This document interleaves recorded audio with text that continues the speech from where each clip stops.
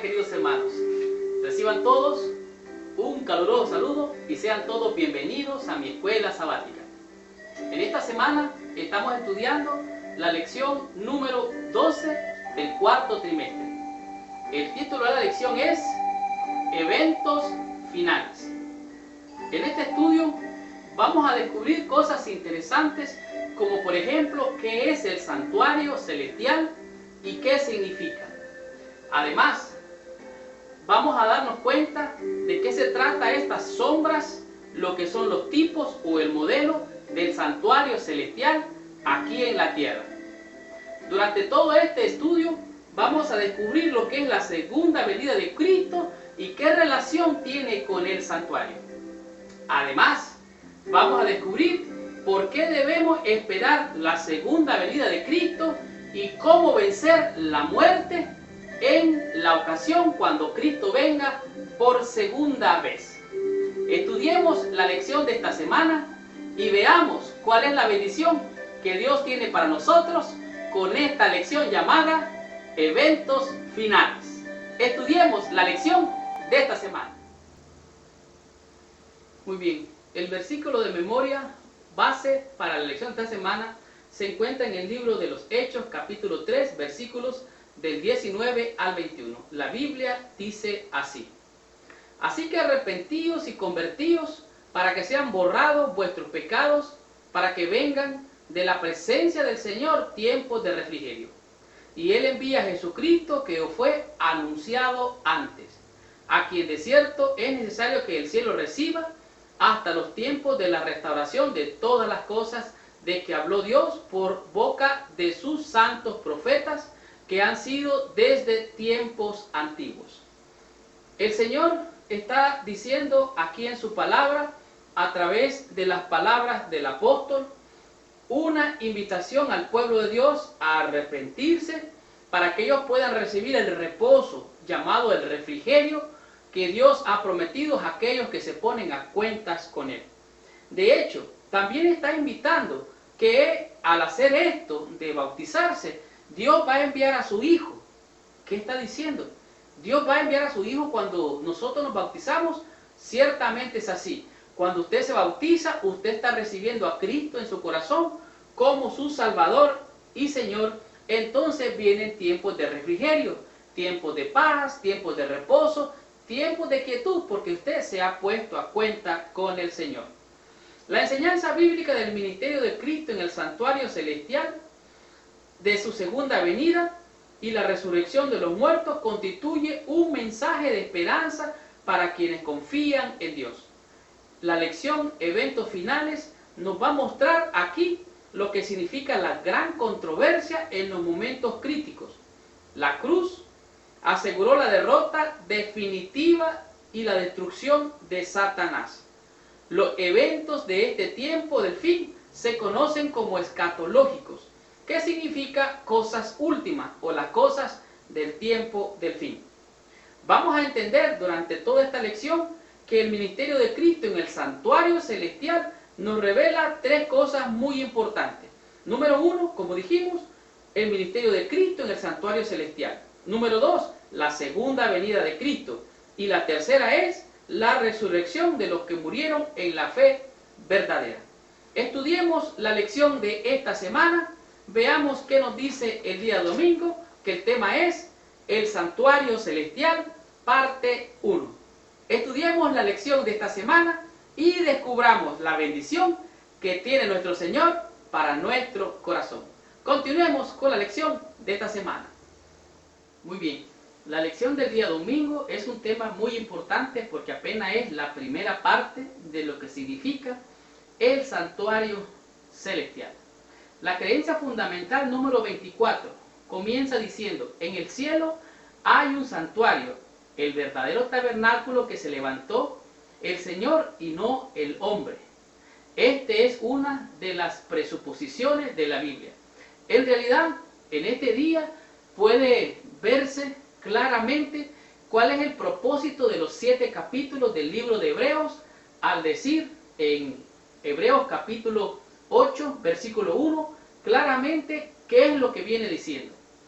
La Biblia dice así: ahora bien, el punto principal de lo que venimos diciendo es esto, que tenemos tal sumo sacerdote, ministro verdadero del tabernáculo, el cual levantó Dios y no los hombres, para ofrecer sacrificios. Y esto era figura, sombra de lo porvenir. ¿Qué es lo que estoy diciendo? Usted puede verse cuando a usted le refleja el sol, puede ver que hay una sombra, pero usted no es la sombra. La sombra es reflejo de usted. Entonces, el santuario terrenal era una sombra, era un tipo, era solamente un símbolo de lo que estaba allá en el cielo. Y en el cielo existe, como dice la Biblia, un santuario, que es un tipo, es un modelo del verdadero tabernáculo que levantó Dios y no el hombre.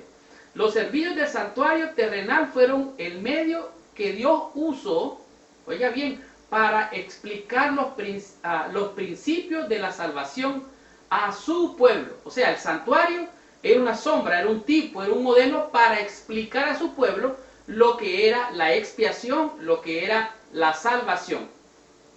El santuario terrenal enseñaba que aunque era necesario derramamiento de sangre para expiar los pecados, todavía existía la necesidad de un mediador. Jesucristo es el mediador entre Dios y los hombres, no hay otro nombre, dice la Biblia. Los pecadores y Dios, y un Dios santo, era un mediador entre los pecadores y un Dios santo. El ministerio del sacerdote en el lugar santífico purificaba el santuario del pecado y requería que la gente se afligiera y se arrepintiera. Así el juicio también se destacaba como una parte integral del ministerio total de salvación. En el santuario se hacían los sacrificios.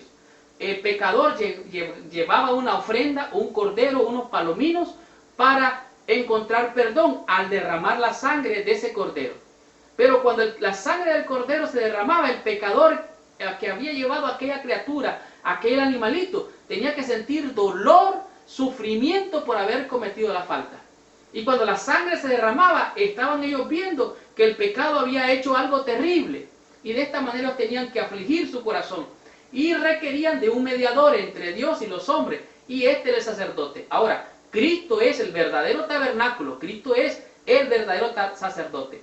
Nada indicaba que el santuario en el cielo, y mucho menos el ministerio de Cristo allí, fuera como algo metafórico o simbólico. O sea, lo que ocurría en el cielo era real, era literal. En realidad, el versículo 5 de Hebreos 8 deja en claro que el santuario terrenal, una estructura real como el sacerdote y los sacrificios reales, era solo una sombra de la realidad de lo que Cristo está haciendo por nosotros en el santuario celestial. Así es que usted puede tener paz, puede tener tranquilidad, porque usted tiene un mediador entre Dios y usted. Cristo es el mediador, Cristo es mi mediador. Él se presenta. Cuando tú y yo caemos en pecado, cuando tú y yo faltamos, y viene el ladrón, el mentiroso, el acusador, Satanás, el diablo y la serpiente antigua a acusarte y acusarme, tú puedes, después de haber entregado las cargas al Señor y entregarle tus culpas, decir: Señor, yo reconozco mi pecado. Jesucristo se presenta ante el Padre cuando el acusador viene y dice: es cierto, Padre, ellos han pecado, pero mira, aquí están mis manos, aquí está mi sangre. Mi sangre es más que suficiente para expiar, para purificar, para santificar todo aquello que muchas veces el tentador hace que el creyente caiga en pecado. Continuemos con la parte número 2 del santuario y veamos qué nos dice esta lección y continuemos con esta bendición. La lección del día lunes es parte de la lección del día de ayer, que se titula El Santuario Celestial, parte 2. En el servicio del santuario terrenal revelaba 3 fases de la salvación. El sacrificio sustitutivo, o sea, Cristo es el sustituto por el pecador. El animalito que se sacrificaba era un sustituto por el pecador. Número 2, la mediación sacerdotal de Jesucristo. El sacerdote representaba el mediador entre Dios y el pecador, pero en este caso Cristo ahora es el mediador directo entre Dios y los hombres.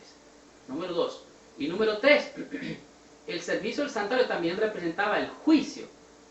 La Biblia enseña que las 3 fases de la salvación están incorporadas en el ministerio de Cristo en favor de los pecadores.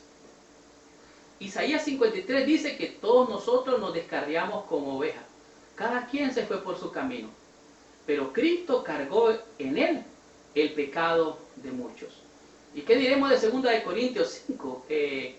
Corintios 5, versículo 21, dice que siendo justificado gratuitamente por su gracia, Él llevó el pecado del pueblo para justificar a muchos. Así lo decía la profecía, las 70 semanas. Y también fuimos justificados gratuitamente por su gracia, y aquel que no conoció pecado, Dios le hizo pecado para que nosotros fuésemos hechos justicia de Dios en él. Y de esta manera, Cristo en su mediación se presenta. Y ahora nos damos cuenta que porque hay un solo Dios y un solo mediador, y se llama Jesucristo. Jesucristo, hombre. Por lo cual Él puede salvar perpetuamente a los que por Él se acercan a Dios, porque Él está viviendo para interceder por todos nosotros. Así como los sacrificios de animales señalaban la muerte de Cristo, el ministerio sacerdotal era una sombra del verdadero ministerio de Cristo en el santuario celestial. Específicamente el ministerio continuo o diario de los sacerdotes en el lugar santo simbolizaba el acceso que el pecador tiene a Dios por medio del ministerio de Cristo como intercesor y mediador en el santuario celestial. Había un santuario terrenal, y ese santuario terrenal es donde se hacían todos estos sacrificios. Pero había algo interesante. El sacerdote llegaba, entraba al lugar santísimo y ahí asperjaba la sangre. Con esa sangre se manchaba aquel lugar. Pero había un día especial, el día de la expiación se le llamaba. En ese día, lo que hacía el sacerdote era entraba a limpiar toda aquella inmundicia de sangre que había quedado. Y ese día de la expiación, que nosotros le conocemos como que fuera el juicio, y el juicio, nos preocupamos por el juicio. En realidad expiar significa limpiar, expiar significa purificar, expiar significa santificar, hacer las cosas nuevas, limpiar toda esa sangre. Significaba que el santuario estaba limpio, porque sin derramamiento no hay remisión de pecados. Así es que, recordando los sacrificios del santuario terrenal, Hebreos 9:23 señala claramente un ministerio purificador de Cristo en el cielo. Este es un texto que durante siglos ha dejado perplejos a muchos eruditos, porque enseña que algo en el cielo ha sido contaminado y necesita ser purificado. El día de la expiación era un día de solemne convocación, y en ese día los pecados del pueblo, toda esa sangre era purificada.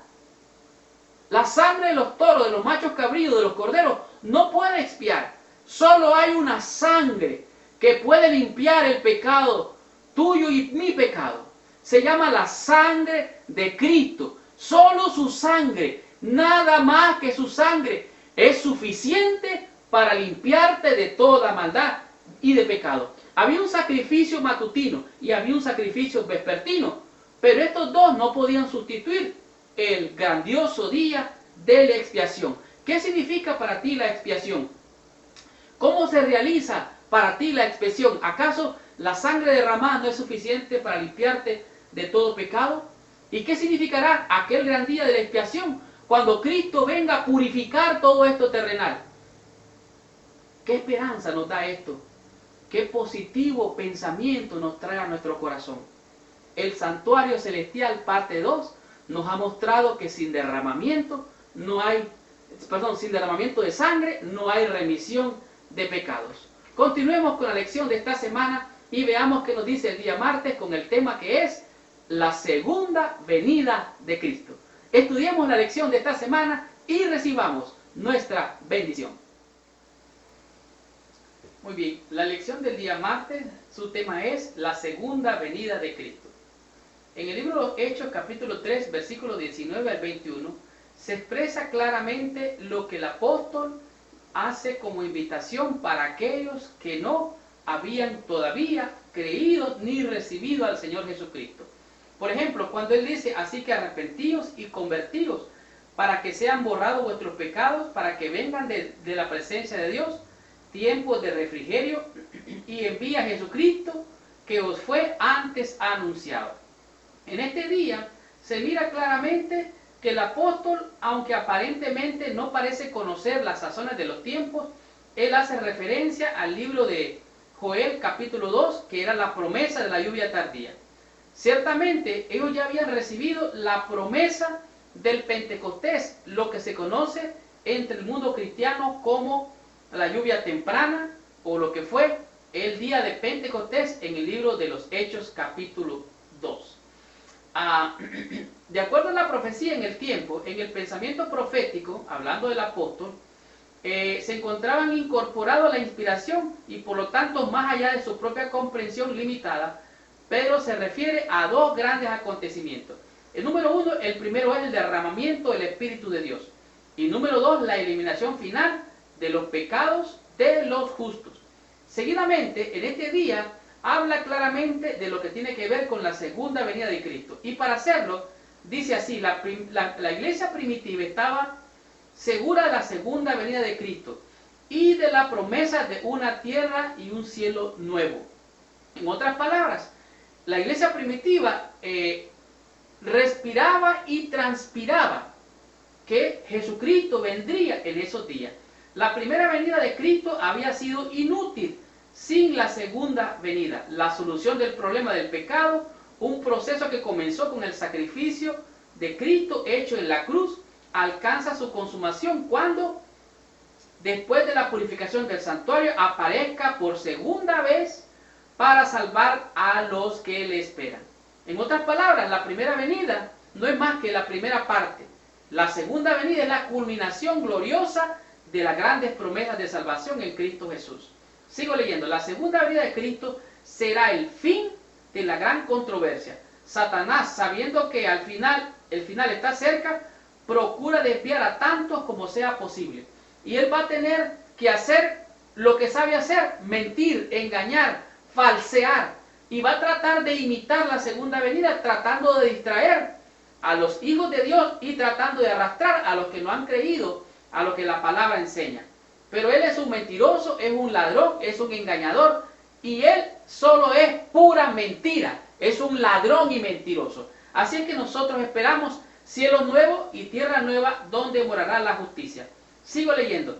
La venida de Cristo será un evento literal, personal y visible que impactará al mundo entero y terminará con el pecado, el sufrimiento, la miseria y la enfermedad y también la muerte. Así es que existe mucho sufrimiento en este mundo, hay mucha desigualdad social, hay problemas no solo financieros, sino de enfermedades, necesidades en algunas áreas del mundo donde hay tantas calamidades, desastres.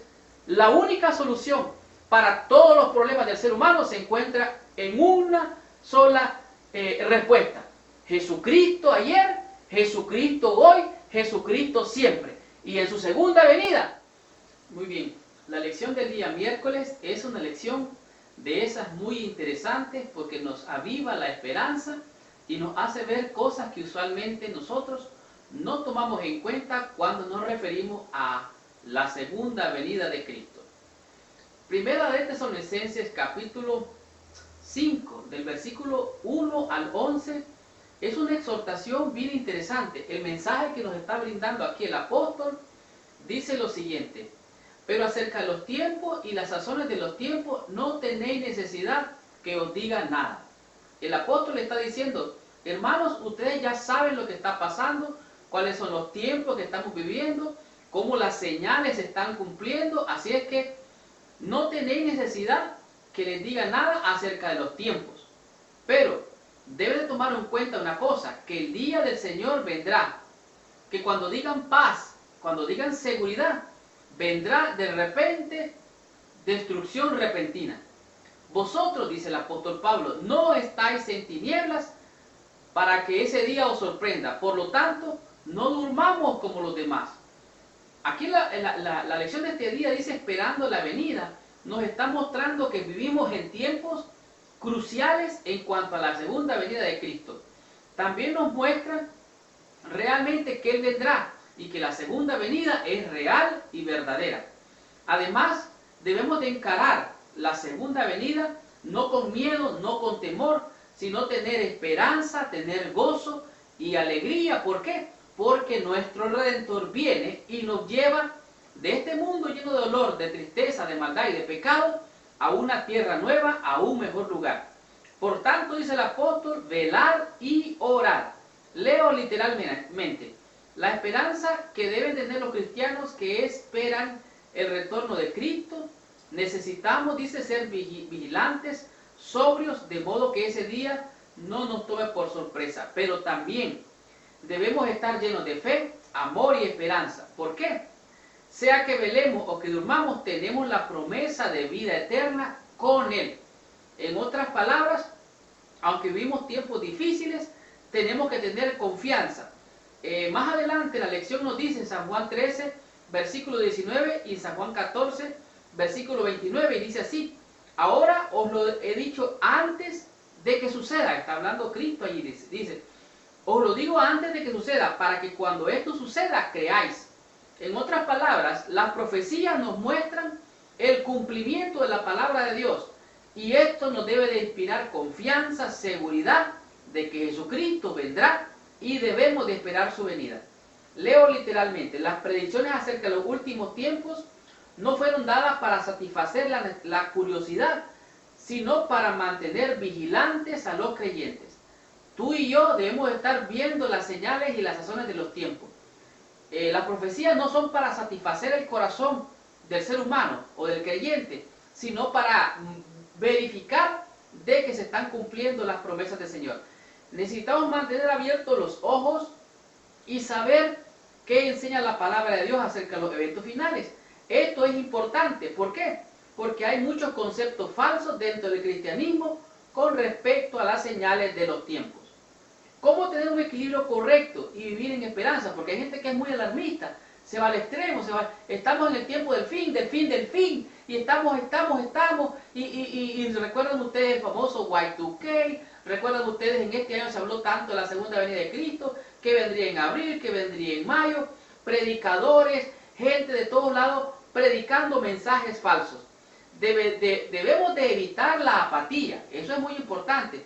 Pero también tenemos que tener cuidado con el fanatismo. Debemos ser cuidadosos en el modo de interpretar y entender su importancia. Muy a menudo podemos ser atrapados por eventos que producen una gran excitación y expectativa, solo para verlos desvanecerse. Esa clase de cosas, una vez terminadas, pueden dejar chasqueados y llenos de duda a los feligreses. Necesitamos ser vigilantes, pero también cautos, sabios y humildes, al procurar discernir las señales de los tiempos. El Señor vendrá, eso es un hecho. Vendrá porque la promesa se ha cumplido vez tras vez. Pero tenemos que tener cuidado de ser engañados por aquellos que traen falsos mensajes. Continuemos con la lección de esta semana y veamos qué nos dice el día jueves con muerte y resurrección. Estudiemos la lección de esta semana. La lección del día jueves es una lección bien poderosa porque es la esperanza gloriosa de todo creyente que espera al Señor Jesucristo. Uno de los eventos relacionados con la segunda venida de Cristo es la resurrección de quienes murieron creyendo en Él. Para la mayoría de los creyentes, esta es la parte más importante de la segunda venida. ¿Por qué? Porque muchos de ellos estarán muertos cuando Él retorne. Esto pasaba allá en los tiempos del apóstol Pablo. Y había gente que se estaba muriendo y estaba muriendo mucha gente que era creyente cuando estaba en la iglesia primitiva. Y resultó pues que los hermanos se afligían. Bueno, decían, estamos esperando al Señor que venga, pero se están muriendo la gente. Nuestros hermanos, nuestros seres queridos se están muriendo. Entonces el apóstol Pablo escribió estas palabras que se encuentran en Primera de Tesalonicenses en el capítulo 4, los versos del 13 al 16. El apóstol dijo esto: tampoco queremos, hermanos, que ignoréis acerca de los que duermen. ¿Cómo dice? de los que duermen, porque para Dios los que están muertos están durmiendo, para que no entristezcáis como los otros que no tienen esperanza. Porque si creemos que Jesús murió y resucitó, así también Dios o Jesús traerá a la vida a aquellos que murieron creyendo en el Señor. Por lo cual decimos esto en palabra del Señor. Esto está diciendo el apóstol Pablo. ¿Qué va a pasar cuando Cristo venga? Va a resucitar los muertos. Esta es la resurrección de los muertos cuando Cristo regrese. Esta es la esperanza gloriosa de todo creyente. Porque si no hay resurrección de muertos, entonces es vana nuestra predicación. Tampoco Cristo resucitó. Y si Cristo no resucitó, entonces somos dignos de lástima. La esperanza gloriosa de la segunda venida de Cristo no es más que la resurrección. Y si los muertos no resucitan, entonces Cristo no resucitó. Y si Cristo no resucitó, entonces es vana la predicación. Entonces sigue diciendo, si el espíritu de aquel que levantó de los muertos a Jesús, oiga bien, el espíritu de aquel que levantó de los muertos a Jesús, lo vivificó a él, a vosotros también os va a vivificar, nos va a dar vida nuevamente. Dice, mas nuestra ciudadanía está en los cielos, Filipenses 3, 20, 21. En los cielos, de donde también esperamos al Salvador, al Señor Jesucristo, quien nos va a levantar, en caso que estemos muertos, estemos dormidos, de la tierra misma. La resurrección bíblica es una resurrección corporal. Este cuerpo va a levantarse del polvo de la tierra. Esta verdad es más clara cuando recordamos que después de su resurrección, en la tumba de Cristo estaba vacía. Entonces, por su resurrección tenemos la certeza de nuestra resurrección. Jesucristo tuvo el poder de quebrantar el poder de la muerte. ¿Por qué? Porque Él es el príncipe de la vida. De tal manera, Él cuando dijo esta premisa, una premisa poderosa, dice, yo soy la resurrección y la vida.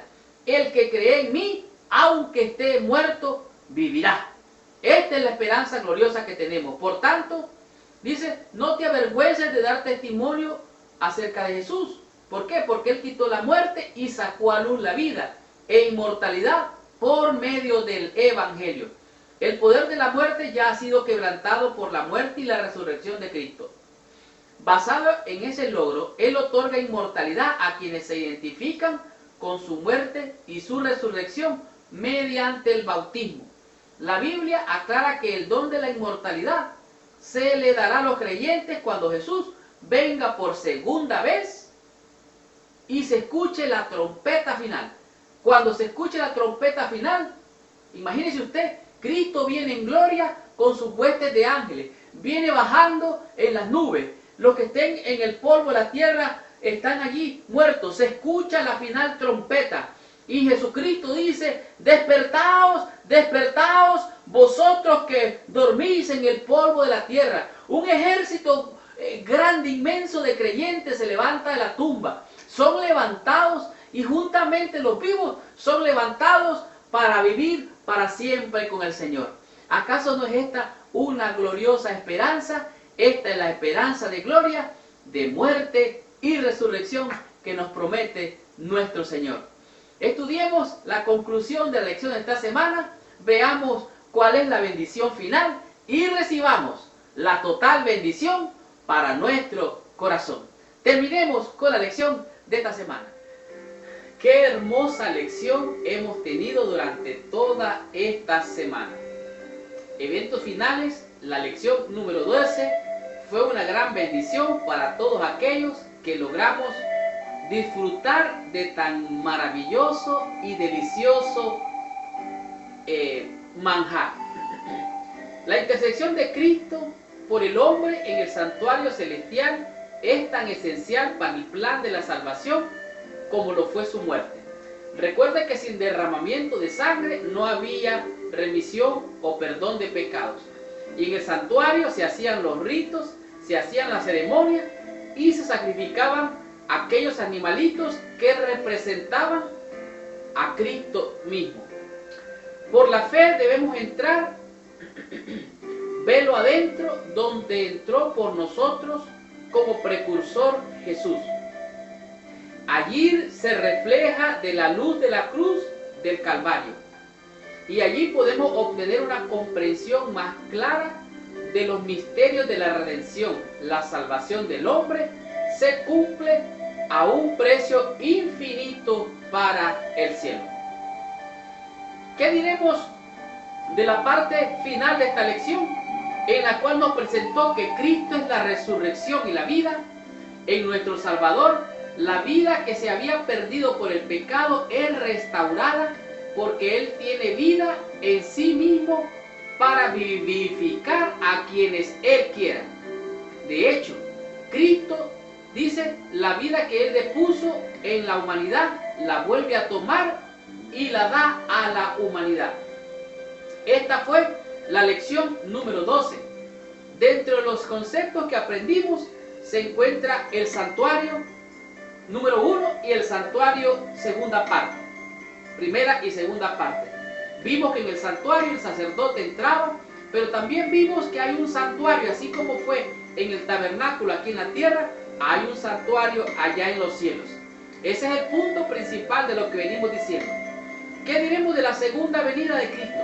La segunda venida de Cristo es la esperanza gloriosa que todo cristiano debe de tener en su corazón, porque en ella encierra la liberación de este mundo lleno de maldad y de pecado. El concepto número 3 que nos dijo, esperando su venida.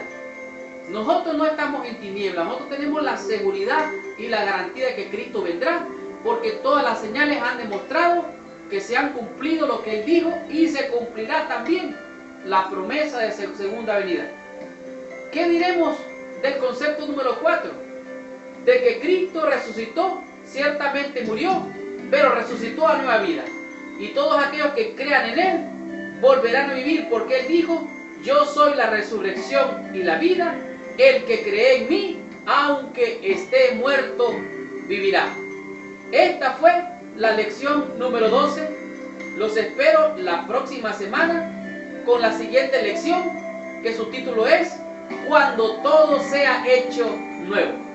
Los espero la próxima semana. Les habló su hermano y su amigo Marlon García. Que Dios los bendiga y hasta la próxima semana.